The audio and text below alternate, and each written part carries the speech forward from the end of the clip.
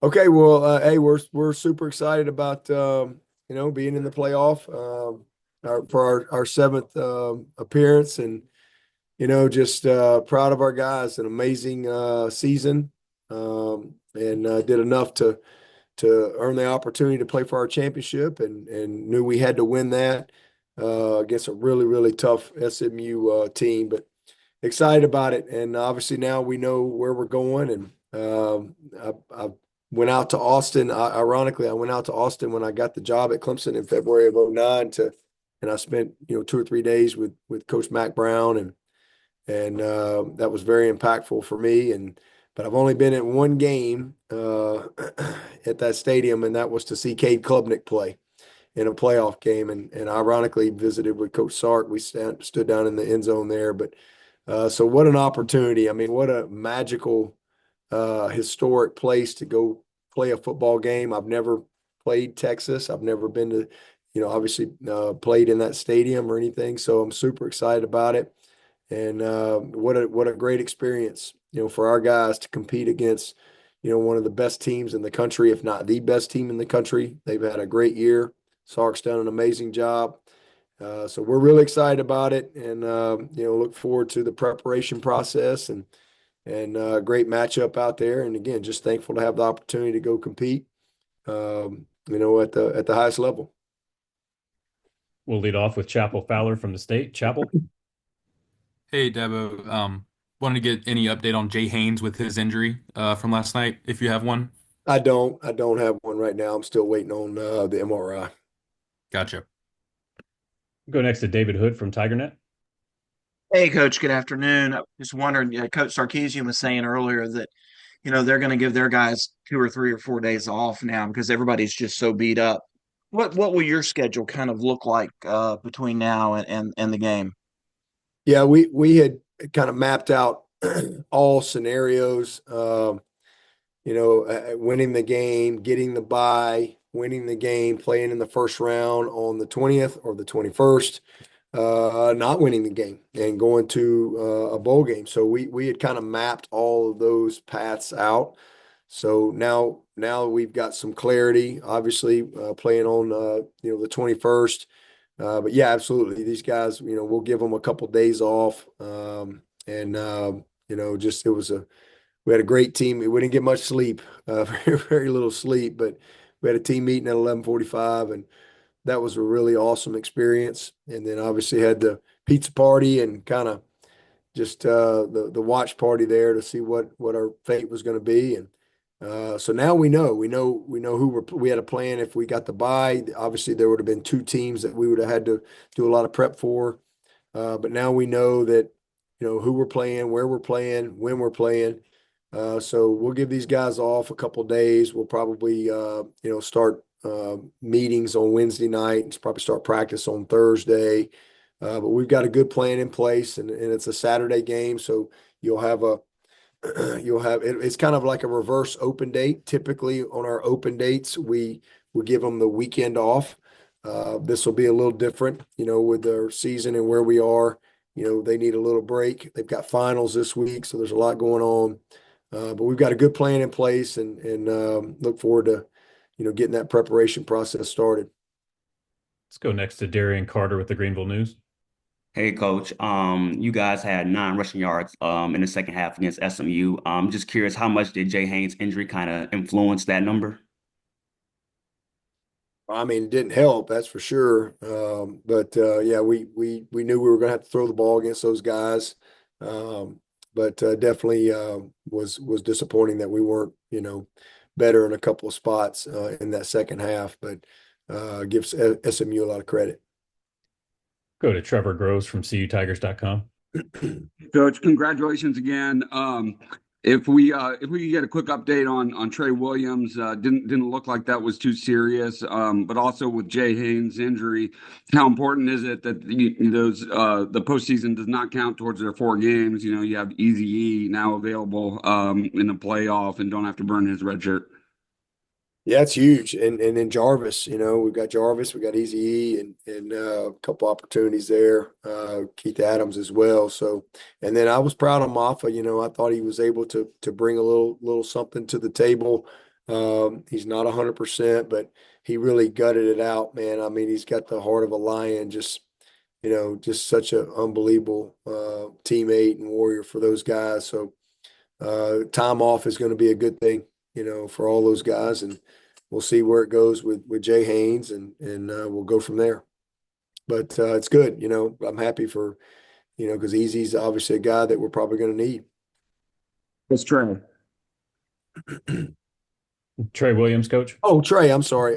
He seemed fine today. I haven't gotten any complete update yet from our trainer, but he was seemed good today. We'll go next to Kirk Bowles. Dabo, how is your Clemson team different from all your other teams? I know they're every different year by year, but how is this one different? And what would you say are one or two of the biggest strengths you've been most consistent at this year? I mean, when this is what you do for a living, I mean, kind of every team, it's like if you're a parent, all your kids are different, right? Like, they're all same DNA, but they all have different personalities and different, gifts and different challenges and things like that. And I would say it's the same thing with the teams that I've had. Some are similar, some are very different. You win different ways, but this group in particular, I would say probably some of the best leadership I've ever been around. I mean, really special, like special leadership. They're the people on this roster are going to do some amazing things in life. I'll guarantee you that. But I think as far as what we've done best is turnover margin. We've been really, really good. We're probably top 3 or 4 in the country in the turnover margin. That was the difference in the game last night. I think that we've been a good third down team for the most part on both sides all year. But that'd be probably the 2 biggest things that I would say from a strength standpoint. We've been opportunistic that way, and it's a big reason why we're 10-3. Thank you, Coach. Now to Jeff Jones. Dabo, you started this off by telling us about the trip you took to Austin after you got the Clemson job in February of '09. What do you remember about that trip, and did you learn something in that trip that still kind of informs you today? Oh man, that trip was life-changing for me. I got the job as an interim there in the middle of season 08, and then got the job December 1 of 08. And now you're getting going, you put your staff together, and we signed our first class. And we signed 12 guys, and I just was looking to go learn. I mean, I didn't know much about being a head coach other than what I had done as an interim and what I thought. I had a lot of thoughts in my head, but I just felt like I needed to go learn. I actually called around to a lot of coaches, and the only guy that would let me come visit was Mac Brown, and he didn't know me from Adam. And I remember calling out there, and he was like, "Man, congrats. I kept up with your season. It was really cool to see you get the opportunity." And he's like, "Yeah, come on out." So I brought my whole staff, like strength staff, defense, offense, and we went out and spent 2.5, 3 days there. He took us all to lunch. We had we spent a lot of time eating, but I was hoping I might get maybe an hour with him. He spent several hours with me one-on-one, and I had a lot of questions. Some of it was just confirmation of things that just, okay, I'm not crazy. I'm thinking the right way. And then a lot of it, like I couldn't even get the question out of my mouth. He could read my mind and he had the answer. But Mac Brown, that time with Mac Brown was transformational for me as a young coach, 39 years old. It was transformational that he took the time to, pour into me, and he didn't have to. And it gave me, like I said, it gave me confirmation on some things. It gave me, I'm like, what about this? And it gave me maybe a different way to think about a few things as well. So it was a transformational time for me. I'm forever indebted to Mac Brown for that, because again, he didn't have to do that. He didn't know me, but he went way above and beyond. And I mean, I still got my notes, about 7, 8 pages of notes that I took from my time with Mac Brown out there that really helped me when I came back to Clemson as far as being a head coach and, having some confidence in what I thought we needed to do to move forward, and also some new ideas on some things too. So it was a great experience. Austin is a beautiful place. I really enjoyed it when I was there, and then the only other time I've been back there was to see Cade Klubnik play.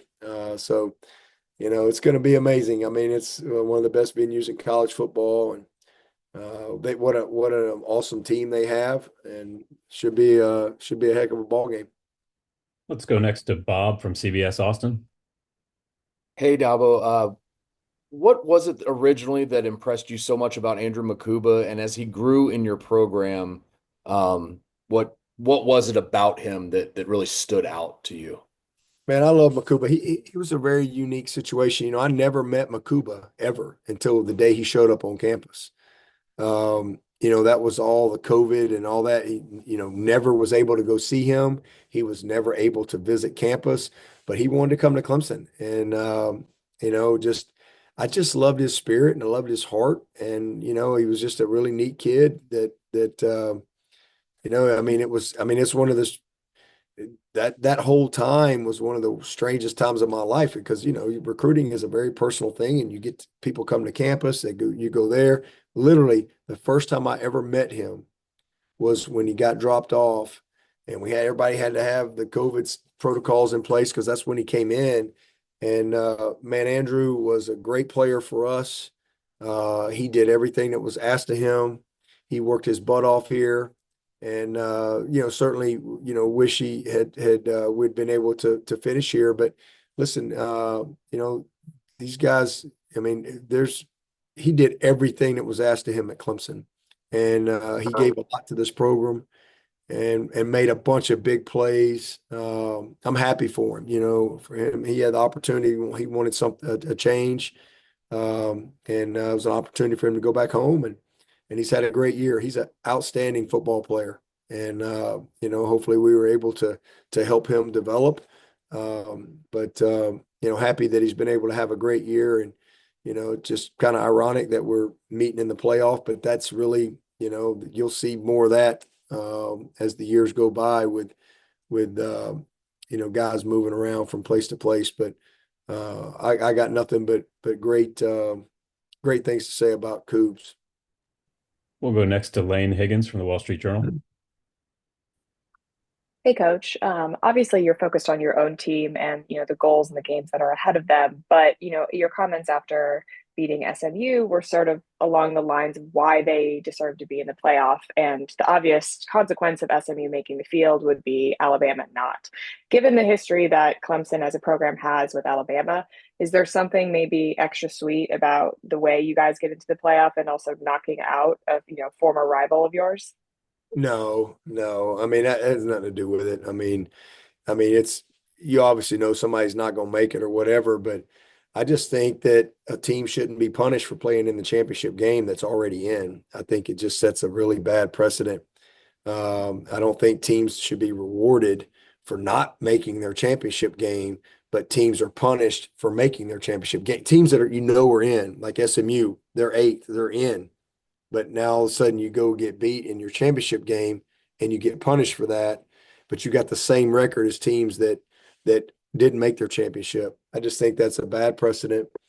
And we can talk all about what changes need to be made and this and that, but honestly, the championship games, I've heard all about the seeding and all that stuff. I mean, like you can't punish it. I mean, if a team's going to have to play an extra game, 13 games, then you have to give them a bye. You can't ask the team that's playing in a championship to then turn around and play another game when they've won their championship and got the bye. To me, that doesn't make any sense. I mean, otherwise, just do away with the championship games, make the championship weekend the first round, and then you just seed it however, and you go from there. But somebody's always going to get left out. I've been a part, like I said, it's our 7th playoff, and we've been to 6 Final Fours, so I've been a part of the 5, 6, 7, 8 team, and now we're talking about 12 teams that's going to go to 14 or 16 or whatever.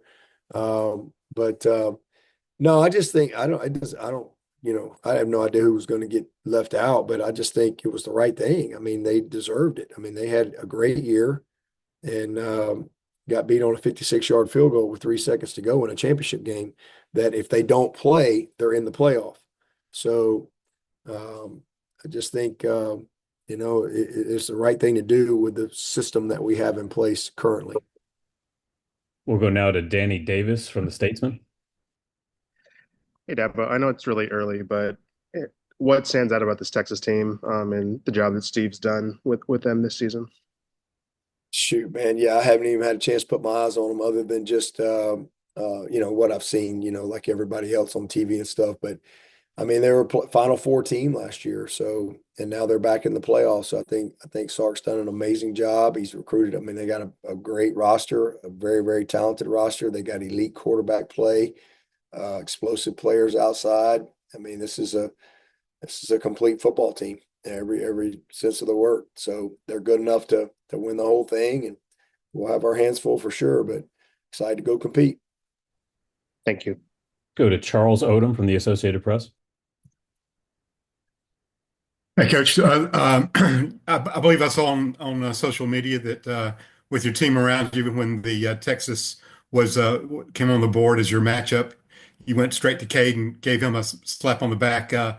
Had you guys discussed this as a possibility, and how do you think he's going to react to this opportunity for him to go home? No, we hadn't discussed. We had no idea what was going to happen. Honestly, we hadn't really spent any time discussing, scenarios. I mean, we literally go to bed at like 6:30 in the morning, and I was back over there at 10:30, and we had an 11:45 team meeting, and so we didn't have much time to discuss any scenarios. We just like everybody else and find out what we're doing. But when Texas came up, I mean, it was just kind of like, oh, this is it's amazing, because there's a lot of storylines. He's obviously from Austin, went to Westlake there, and one of the best quarterbacks to come out of the state of Texas. But also him and Quinn, went head to head a lot in high school. So it's just a really, it's all about the game, but that's just kind of a cool storyline for our quarterback. You just never know how things are going to work out in this crazy game of college football, and for him to be going to his first playoff, because we didn't make it in 22. We won the league, but we didn't make it, and then last year we didn't make it. So his first playoff and his first playoff game in Austin, Texas, where he grew up, is you can't make that up. So pretty cool for opportunity for him and his family, to be able to go compete against Texas there in Austin. Got about 2 more minutes. We'll go to Trevor Groves again. The other guys on your roster from Texas, Brian Wesco, Mickens, Harris Sewell, those guys got to be super excited as well. Yeah, Ian Reed. In fact, the game that I saw Cade play, he was playing against Ian Reed in that game at Vandergrift there. So what is the stadium there in Texas? What's the name of it? Darrell K. Royal Texas Memorial Stadium. Royal Texas Memorial Stadium. Okay. So we were there at Rural Texas Memorial Stadium, and he was actually playing against Ian Reed. Obviously, Ian Reed's out for the year, but so pretty cool opportunity for all those guys to be able to go back home. Noble Johnson, another guy, Corey and Gibson. We got several Texas kids on our team that I know that'll be a great thing for them to have a chance to go play in the state of Texas. Go to David Hood. Hey, Coach. Somebody was saying last night, and I don't know if it's true or not, that Garrett Riley, his wife Lindsay, was close to maybe they were going to have a baby. Did you think she was going to make it, and has the baby arrived? Kind of what was the plan there? Well, if she survived that last night, I saw her today. So if she survived that last night, I think she's going to make it to Wednesday. Yeah, so they're going to induce on Wednesday. So we'll have a new Riley baby girl here on sometime on Wednesday. So super excited about them. They've got 2 sons, and so now to be able to bring along a baby girl into the family, that'll be awesome. We've got 73 kids that are 18 and under on our staff. It'll be 74 come Wednesday. So really excited about that. And then Ben Boulware's wife, she's I think she's next in line. So really cool to have a new Tiger coming in during playoff preparation on Wednesday. And Jeff Jones, if you have one quick one, we can try to squeeze it in. I do. I'd love to go back to the recruitment of the Austin guys you mentioned, Cade and Ian. Do you remember a moment in either or maybe both of those recruitments where you were like, okay, this is my kind of guy?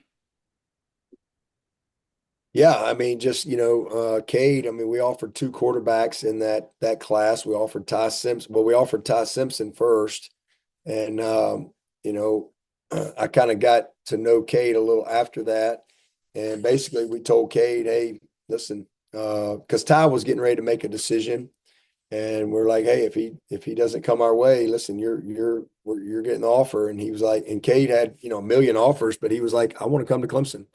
And so, Ty went to Alabama, and literally the moment Ty Simpson announced that he was going to Alabama, I called Cade. I was standing in our locker room. I said, "Well, all right, here's your opportunity. You've got the scholarship if you want it." And he said, "Well, I'm coming to Clemson," and that was really that simple. That's what he wanted to do, and just worked out the way it was supposed to. So that was that. And then from Ian's standpoint, he was just a kid that we got on and. Got him out here to evaluate him and got to know his family, and just really, really loved everything about him. His brother's here playing soccer as well.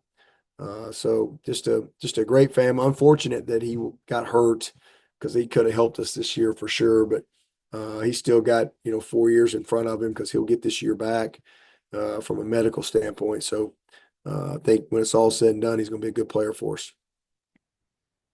Coach, we appreciate your time. Clemson Athletics, looking forward to this matchup of two prestigious programs in the first round of the college football playoff. Appreciate everybody joining us. And Coach, thank you again for your time.